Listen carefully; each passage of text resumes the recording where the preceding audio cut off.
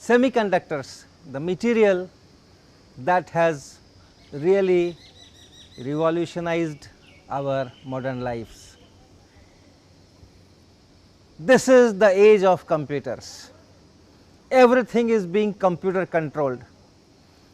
Your bank accounts, your debit card, your Aadhaar card, your mobile phones, everywhere things are being computer controlled, and the basic circuit of computers depends on semiconducting materials. ISRO has sent Mangalyaan to the planet Mars, Chandrayaan to moon, all the controlling system, all the information system, all the photographs which have been sent by these spacecrafts to the earth stations, all are controlled by circuits which use semiconductors. Mobile phones, 3/4 of the population of India has mobile phones.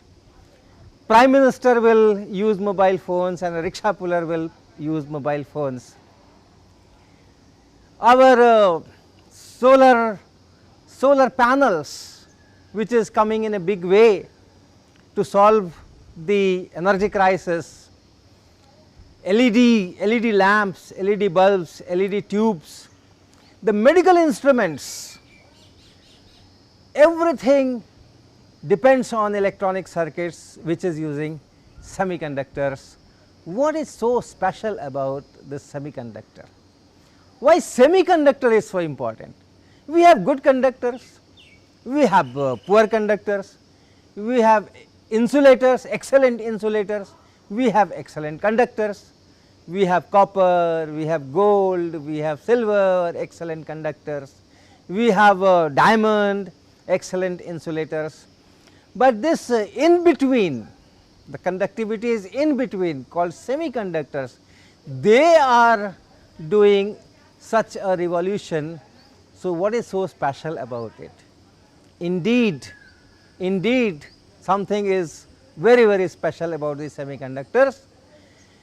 People name the ages in the history of civilization with materials, like we talk of Stone Age, we talk of Bronze Age, we talk of Iron Age, and now people say that the modern age is Silicon Age. So, the entire this period is being named on a semiconductor. Something should be very special about it, and indeed something very special is there in the physics of semiconductor. In this particular course, physics of semiconductor, we will try to explore this beautiful class of materials and the physics going on there, and the applications, because essentially it is important because of the applications. Our focus will be on the physics of it, and that is why the name of the course is physics of semiconductors, but we will definitely try to understand the devices which are made using these semiconductors. This course will be needing a little bit knowledge or feel of quantum mechanics. We will not be solving any Schrodinger equation, so not much of the quantum mechanics is needed, but something like Bohr's theory of hydrogen atom. So, if that much of quantum mechanics you are familiar with, then it is okay with us. Little bit of electronics, Ohm's law, little bit of Kirchhoff's law, that is the prerequisite. So, in our system, class 12th is the right standard where all these things are introduced. So, students of class 12 and above, BSc, BTech, whoever is taking a course in electronics, semiconductors will be needed, and this course can be helpful. And then of course, teachers, all the teachers who are teaching physics at any level, especially +2, then degree, then PG.